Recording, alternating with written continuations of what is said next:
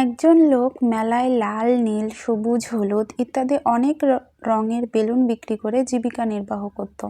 কখনো কখনো তার বিক্রি কমে গেলে সে হিলিয়াম গ্যাসে ভর্তি একটি বেলুন আকাশে উড়িয়ে দিত।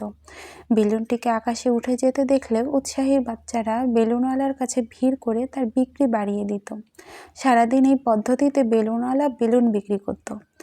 একদিন পিছন থেকে জামায় টান পড়াতে বেলুনওয়ালা মুখ ফিরিয়ে দেখলো একটি বাচ্চা ছেলে।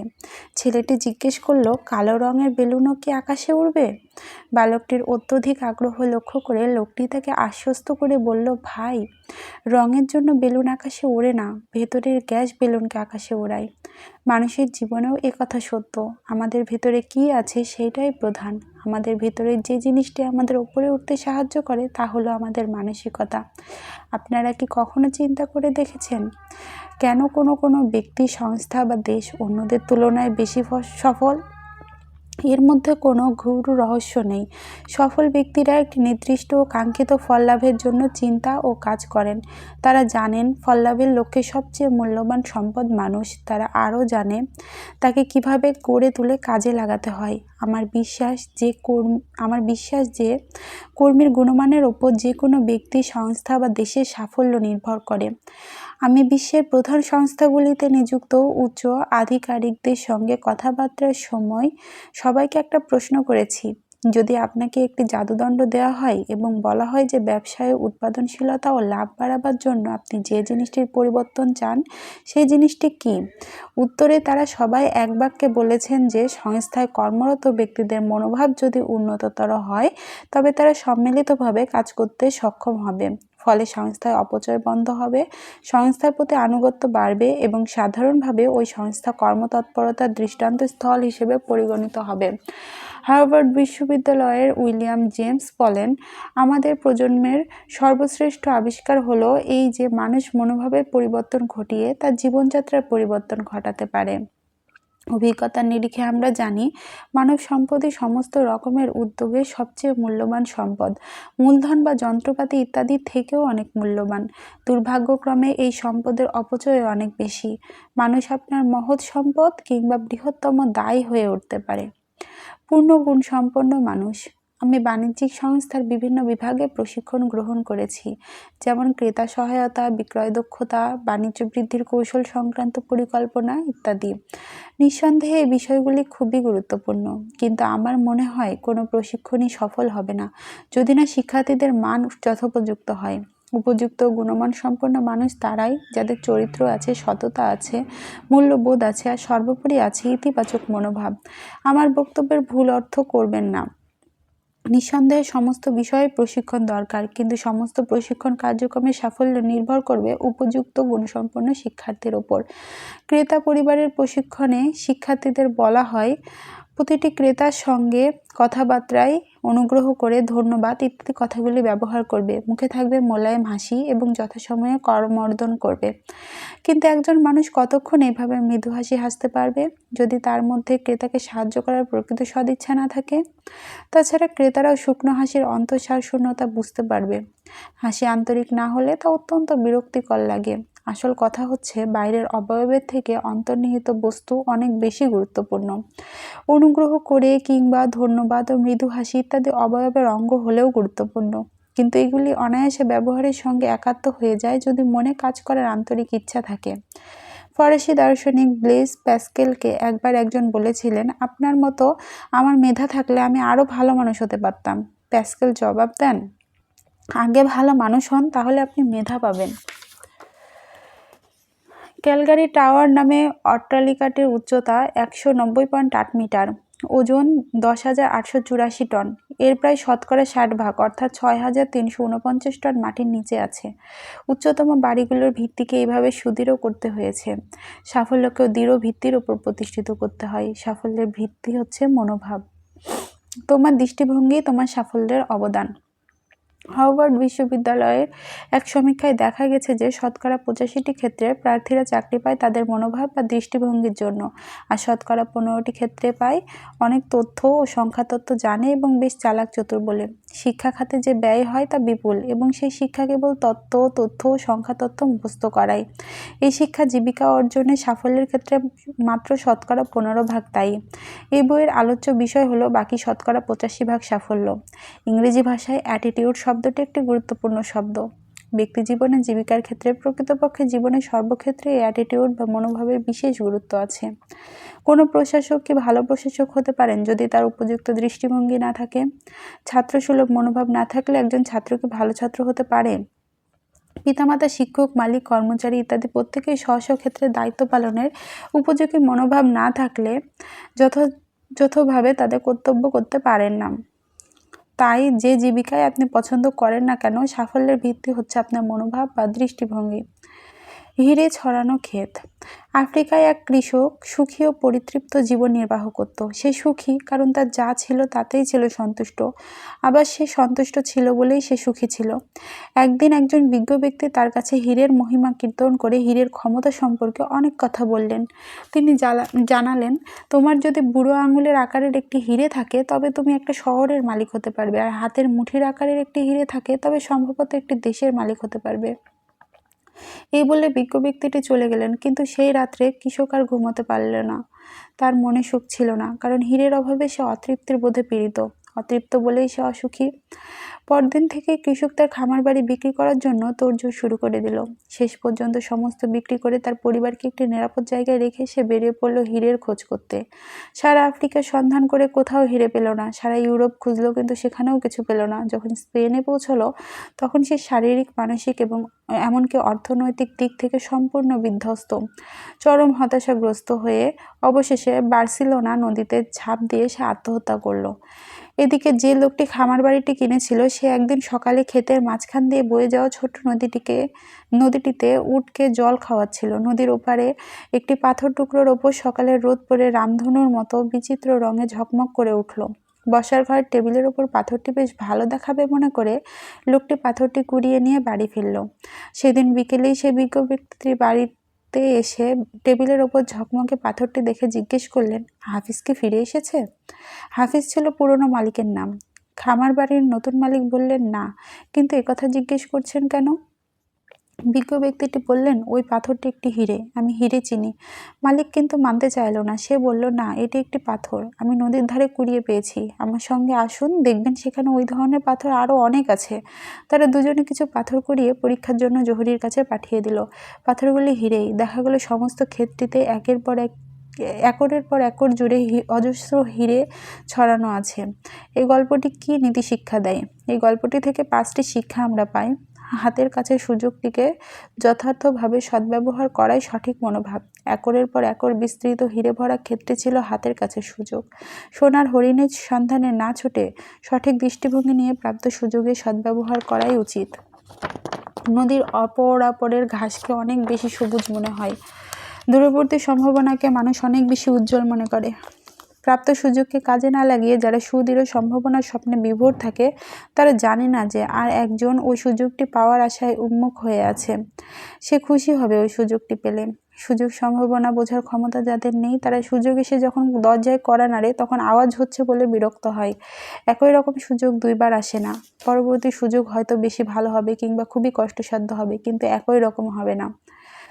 ডেভিড ও গলিয়াত। ডেভিড গলিয়াতের গল্প অনেকের জানা আছে। গলিয়াত নামে দৈত্যটি গ্রামের ছেলে মেয়েদের ভয় দেখিয়ে সন্ত্রস্ত করে রাখত। একদিন ডেভিড নামে একটি 17 বছরের রাখাল ছেলে গ্রামে তার ভাইদের কাছে বেড়াতে এসে ওদের জিজ্ঞেস করলো, তোমরা দৈত্যটার সঙ্গে লড়াই করো না কেন? ভাইরা ভয়ে ভয়ে বলল, দেখছো না কি বিরাট চেহারা, ওকে আঘাত করাই মুশকিল। ডেভিড বলল, তা হবে কেন? বিরাট চেহারা বলে আঘাত করা সহজ, কোনো দাগ ফসকে যাবে না। তারপরের কাহিনী সবাই জানে। ডেভিড গুলতির সাহায্যে দৈত্যটিকে হত্যা করে গ্রামের ছেলেমেয়েদেরকে সন্ত্রাস মুক্ত করেছিল। একই দৈত্য সম্পর্কে দু রকমের দৃষ্টিভঙ্গি, সাহসীর একরকম, আবার ভীতুদের অন্যরকম। জীবনের লক্ষ্যপথ প্রতিহত হলে আমরা সে অবস্থাকে কিভাবে গ্রহণ করব তা আমাদের মানসিকতার উপরই নির্ভর করে। যারা সমস্ত বিষয়ে ইতিবাচক চিন্তা করেন তারা বাধা বিপত্তিকে সাফল্যের সোপান হিসেবে গ্রহণ করেন। যারা নেতিবাচক চিন্তা করেন তাদের কাছে যে কোনো বাধাই বিরাট প্রতিবন্ধক। বিখ্যাত প্রতিষ্ঠানগুলির শ্রেষ্ঠত্বের পরিমাপ সেখানকার কর্মীদের বেতন হার দিয়ে বা কাজকর্মের পদ্ধতি দিয়ে করা হয় না। শ্রেষ্ঠত্বের বিচার হয় প্রতিষ্ঠানের সঙ্গে কর্মীদের আবেগ ও অনুভূতি কতটা জড়িত, কাজের প্রতি তাদের মনোভাব এবং কর্মীদের পারস্পরিক সম্পর্ক দিয়ে। কোনো কর্মী যখন বলেন এই কাজটা করতে পারবো না, তখন তার কথার দুইটি সম্ভাব্য অর্থ আছে। হয় তিনি বলতে চান যে কাজটি কিভাবে করতে হয় তা তিনি জানেন না, কিংবা তিনি কাজটি করতে চান না। যদি কাজের পদ্ধতি না জানা থাকে তবে তা প্রশিক্ষণের সমস্যা, আর যদি কাজটি করতে না চান তবে তা হবে মনোভাবের সমস্যা, অর্থাৎ কাজটি করতে তার আগ্রহ নেই, কিংবা মূল্যবোধের সমস্যা, অর্থাৎ তিনি মনে করেন কাজটি করা উচিত নয়। একটি সুসম্পূর্ণ দৃষ্টিভঙ্গি। আমি বিশ্বাস করি মানুষ সম্পর্কে একটি সুসম্পূর্ণ দৃষ্টিভঙ্গি নেওয়া উচিত। মানুষ কেবল দুটো হাত বা দুটো পা নয়, সমস্ত অঙ্গ প্রত্যঙ্গ, মেধা, হৃদয় মিলিয়ে যে মানুষ সেই কাজে যায়, আবার কাজ থেকে ঘরে ফিরে আসে। আমরা পারিবারিক সমস্যা কাজের জায়গায় নিয়ে যাই, আবার কাজের সমস্যা পরিবারের মধ্যে নিয়ে আসি। পারিবারিক সমস্যা মাথায় নিয়ে কাজের জায়গায় গেলে কি হয়? মানসিক চাপ বেড়ে যায়, ফলে উৎপাদনে ঘাটতি পড়ে। অন্যদিকে কাজের সমস্যা ও অন্যান্য সামাজিক সমস্যা বিব্রত থাকলে জীবনের অন্যান্য ক্ষেত্রেও তার প্রভাব পড়ে। যে উপাদানগুলি মনোভাব নির্ধারিত করে, আমরা কি আমাদের মনোভাব নিয়ে জন্মাই, কিংবা জীবনে অভিজ্ঞতা সঞ্চয়ের সঙ্গে সঙ্গে আমাদের মনোভাব ও দৃষ্টিভঙ্গি গড়ে তুলি? কি কি উপাদান আমাদের মানসিকতা গঠন করে? পারিপার্শ্বিক অবস্থার ফলে কি নেতিবাচক দৃষ্টিভঙ্গি গঠিত হয় এবং সেই দৃষ্টিভঙ্গিকে পরিবর্তন করা যায়? জীবনের গঠনশীল বছরগুলিতে আমাদের মানসিকতা নির্দিষ্ট আকারে নিতে শুরু করে। প্রধানত তিনটি উপাদান আমাদের মনোভাব গঠন করতে সাহায্য করে। সে তিনটি হলো পরিবেশ, অভিজ্ঞতা, শিক্ষা। প্রত্যেকটিকে পৃথকভাবে মূল্যায়ন করা যাক। পরিবেশ। নিম্নলিখিত বিষয়গুলি নিয়ে পরিবেশ গঠিত। পরিবার ইতিবাচক ও নেতিবাচক দুই রকম প্রভাব সৃষ্টি করে। শিক্ষাক্ষেত্র সহপাঠীদের প্রভাব। কর্মক্ষেত্র সহানুভূতিশীল ও সাহায্যকারী ওপরওয়ালা কিংবা অতিরিক্ত সমালোচনাকারী ওপরওয়ালা। সংবাদ মাধ্যম টেলিভিশন, খবরের কাগজ, সাময়িক পত্র, বেতার, সিনেমা। সাংস্কৃতিক পশ্চাৎপট ও পরিমণ্ডল। ধর্মীয় উত্তরাধিকার ও পরিমণ্ডল। পরম্পরা ও সংস্কার। সামাজিক পরিবেশ, সমসাময়িক রাজনৈতিক আবর্তন। এই সমস্ত মিলে একটি সাংস্কৃতিক বাতাবরণ সৃষ্টি করে। পরিবার, সংগঠন কিংবা স্বদেশ প্রত্যেকেরই একটি বিশেষ সাংস্কৃতিক বাতাবরণ আছে। নিশ্চয়ই লক্ষ্য করেছেন, কোনো কোনো ব্যবসা প্রতিষ্ঠানে বিক্রেতা, তত্ত্বাবধায়ক, ম্যানেজার, মালিক সকলেই বেশ ভদ্র। আবার কোনো কোনো প্রতিষ্ঠানে দেখা যাবে প্রত্যেকেরই ব্যবহার বেশ রূঢ় ও অভদ্র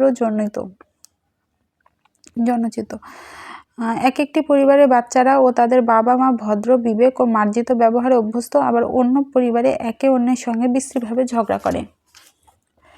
যেসব দেশের রাজনৈতিক বাতাবরণ পরিচ্ছন্ন এবং সরকার সৎভাবে পরিচালিত হয়, সে সমস্ত দেশে সাধারণত জনসাধারণ সৎ, অপরকে সাহায্য করতে উৎসুক এবং আইন মেনে চলতে অভ্যস্ত। এর উল্টোটাও ঠিক, অর্থাৎ যেখানে সরকার ভ্রষ্টাচারী সেখানে একজন সৎ ব্যক্তি বিপদের সম্মুখীন হন, আবার যেখানে বাতাবরণ সৎ ও পরিচ্ছন্ন সেখানে একজন ভ্রষ্টাচারী অসুবিধার সম্মুখীন হন। যেখানে একটি ইতিবাচক কাজের আবহাওয়া আছে সেখানে একজন প্রান্তিক উৎপাদন কর্মীরও উৎপাদন ক্ষমতা বেড়ে যায়, আবার নেতিবাচক বাতাবরণে একজন সুদক্ষ কর্মীরও উৎপাদন ক্ষমতা কমে যায়। যে কোনো সংস্থার কর্মধারার আদর্শ ওপর থেকে নিচে প্রবাহিত হয়, নিচে থেকে ওপরে নয়। মাঝে মাঝে সংস্থার কর্মকর্তাদের পিছন ফিরে তাকিয়ে বিচার করার প্রয়োজন যে তারা সহকর্মীদের জন্য কী ধরনের কাজের আবহাওয়া সৃষ্টি করেছেন। একটি নেতিবাচক অবস্থার মধ্যে ইতিবাচক কর্মোদ্যম সৃষ্টি করা দুঃসাধ্য। যেখানে আইন না মেনে চলায় নিয়ম হয়ে গেছে সেখানে সৎ নাগরিক যে ঠক, জোচ্চোর ও চোর হয়ে উঠবে তাতে আর আশ্চর্য কী? যে বাতাবরণের মধ্যে আমরা বাস করি বা যা আমরা অন্যদের জন্য তৈরি করেছি তারও মূল্যায়ন করার প্রয়োজনীয়তা আছে। অভিজ্ঞতা জীবনে নানা ঘটনার অভিঘাতে এবং নানা মানুষের সঙ্গে সংস্রবের অভিজ্ঞতায় আমাদের ব্যবহারেও পরিবর্তন ঘটে। যদি কোনো ব্যক্তির সংস্পর্শে এসে আমাদের ইতিবাচক অভিজ্ঞতা হয় তবে আমাদের দৃষ্টিভঙ্গিও হবে ইতিবাচক, আবার অভিজ্ঞতা নেতিবাচক হলে দৃষ্টিভঙ্গিও হবে নেতিবাচক। শিক্ষা এখানে আমি প্রথানুযায়ী শিক্ষা এবং স্কুল কলেজের বাইরে হাতে কলমে শিক্ষার কথা বলছি, কেবলমাত্র ডিগ্রির কথা নয়। জ্ঞানকে পরিকল্পনা মাফিক ও অভিজ্ঞতার নিরিখে প্রয়োগ করলে তা হয় বিজ্ঞতা সাফল্য নিশ্চিত করে। আমি ব্যাপক অর্থে শিক্ষার কথা বলছি। এই শিক্ষায় শিক্ষকের গুরুত্বপূর্ণ ভূমিকা আছে। একজন প্রকৃত শিক্ষকের প্রভাব চিরন্তন। বৃহৎ তরঙ্গ থেকে অজস্র ক্ষুদ্র তরঙ্গ ভঙ্গের মতো তার প্রভাব সদা বিস্তৃত এবং বস্তুতপক্ষে অপরিমেয়। আমরা তথ্যের ভারে আকণ্ঠ নিমজ্জিত, কিন্তু জ্ঞান ও বিজ্ঞতার অভাবে তৃষ্ণার্ত। শিক্ষা কেবল জীবিকা অর্জনের পথ নির্দেশ করে না, কিভাবে জীবনযাপন করতে হয় তারও শিক্ষা দেয়। ইতিবাচক মনোভাবের মানুষ কিভাবে চেনা যাবে? একজন মানুষ অসুস্থ না হলেই যেমন তাকে সুস্বাস্থ্যের অধিকারী বলা যাবে না, তেমনি নেতিবাচক মনোভাব না থাকলেও কাউকে ইতিবাচক মনোভাব সম্পন্ন বলে চিহ্নিত করা যাবে না। ইতিবাচক মনোভাব সম্পন্ন মানুষের কিছু বৈশিষ্ট্য সহজে নজরে পড়ে। তারা দয়ালু, আত্মবিশ্বাসী, ধৈর্যশীল এবং নিরহংকার। তারা নিজেদের সম্পর্কে এবং অন্যদের সম্পর্কে উচ্চ আশা পোষণ করেন এবং সব কাজে ইতিবাচক ফল প্রত্যাশা করেন। যাদের মনোভাব ইতিবাচক তারা 12 মাসে ফলের মতো সবসময়ই সুস্বাদু ও তাই তারা সবসময় স্বাগত। ইতিবাচক মনোভাবের সুবিধা। এই মনোভাবের সুফল অনেক এবং সহজে তা নজরেও পড়ে। অবশ্য যা সহজে নজরে পড়ে তা সহজে নজর এড়িয়ে যেতে পারে। যাই হোক, কয়েকটা সুবিধা উল্লেখ করা যায়।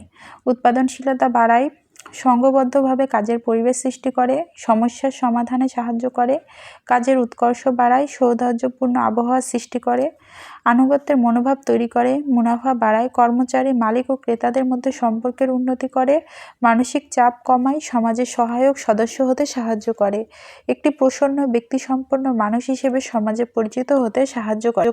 নেতিবাচক মনোভাবের ফলাফল। জীবনে অনেক বাধা বিপত্তি অতিক্রম করে এগিয়ে যেতে হয় এবং অনেক সময় আমাদের নেতিবাচক মনোভাবই সবচেয়ে বড় বাধার সৃষ্টি করে। এই মনোভাবের ফলে বন্ধুত্ব, চাকরি রক্ষা করা কিংবা সামাজিক ও দাম্পত্য সম্পর্ক রক্ষা করাও কঠিন হয়ে ওঠে।